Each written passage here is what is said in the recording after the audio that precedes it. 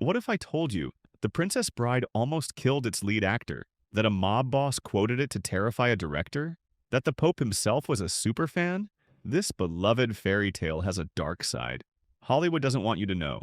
Studios called it cursed. Actors got knocked unconscious.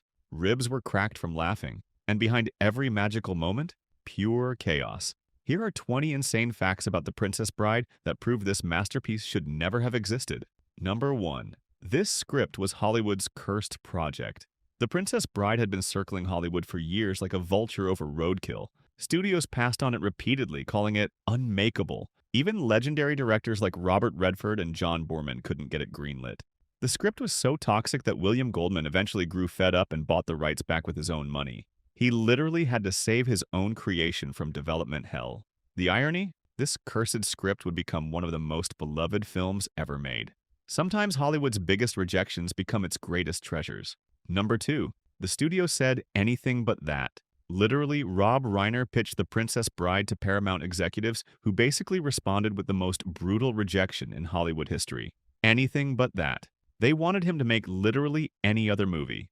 After Stand By Me proved his clout, Fox finally greenlit his passion project, but with extreme budget cuts.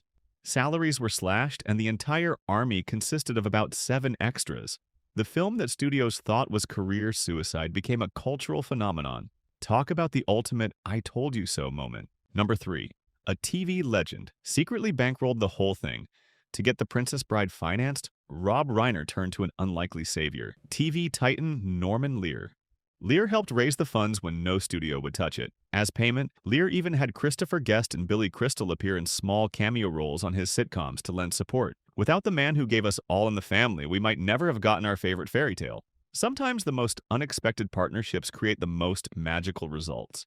Hollywood's fairy godfather wore a producer's hat. Number 4. The secret Spinal Tap Easter egg. Hidden in plain sight, Mark Knopfler agreed to score the film, but only on one condition. Rob Reiner had to sneak in a nod to Spinal Tap. In the grandson's bedroom, you'll spot a USS Ural COV-4B cap, a direct callback to Reiner's earlier mockumentary. It's sitting there in plain sight, but most viewers never notice this musical inside joke.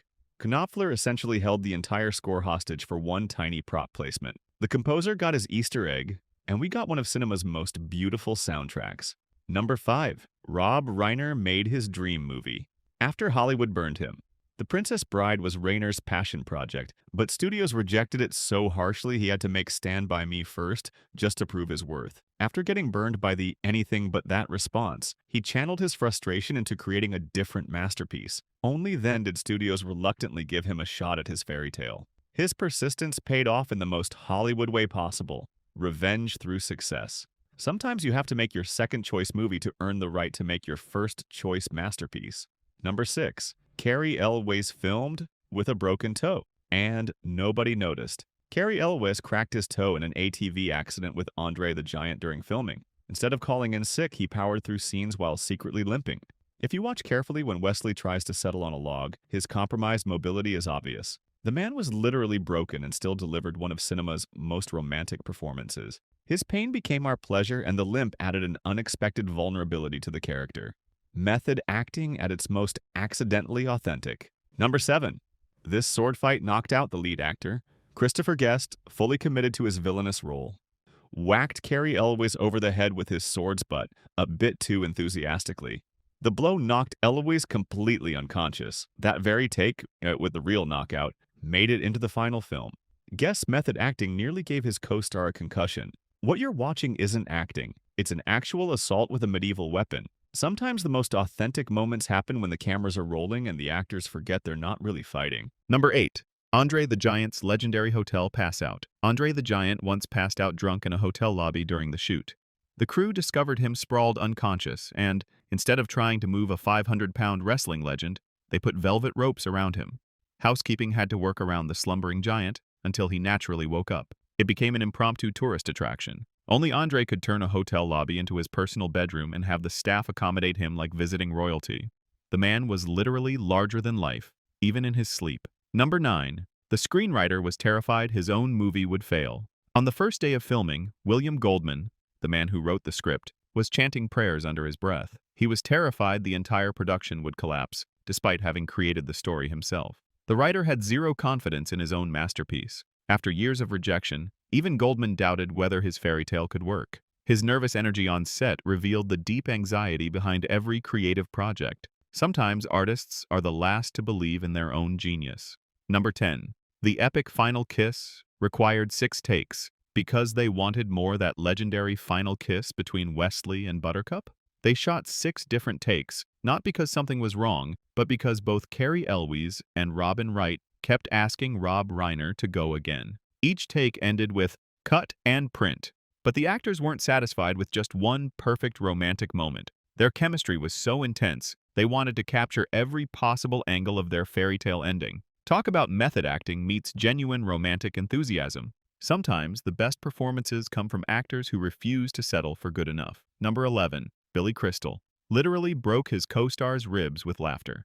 Mandy Patinkin cracked a rib from laughing so hard during the Miracle Max scenes, all caused by Billy Crystal's extended improvisations.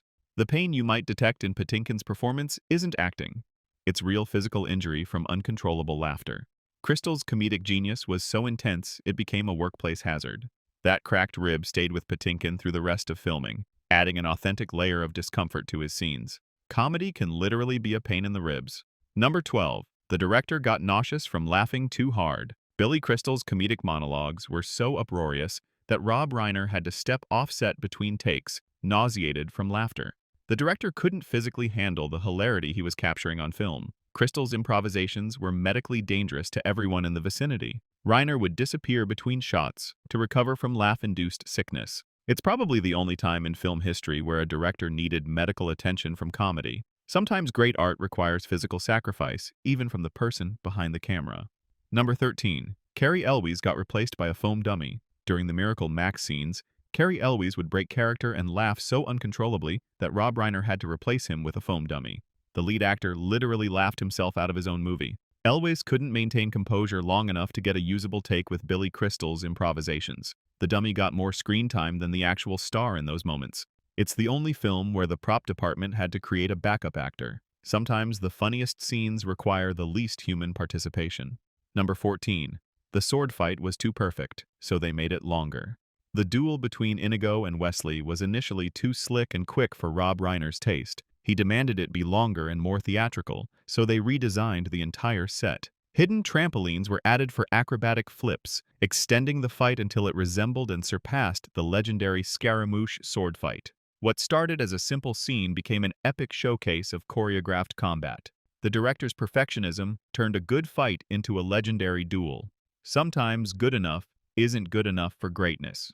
Number 15. This actor actually fainted during his victory scene. Inigo's victorious takedown in the quicksand wasn't acting. Carrie Elways actually lost consciousness during the fall. That real fainting spell made it into the final cut. What looks like dramatic acting is genuine unconsciousness captured on film.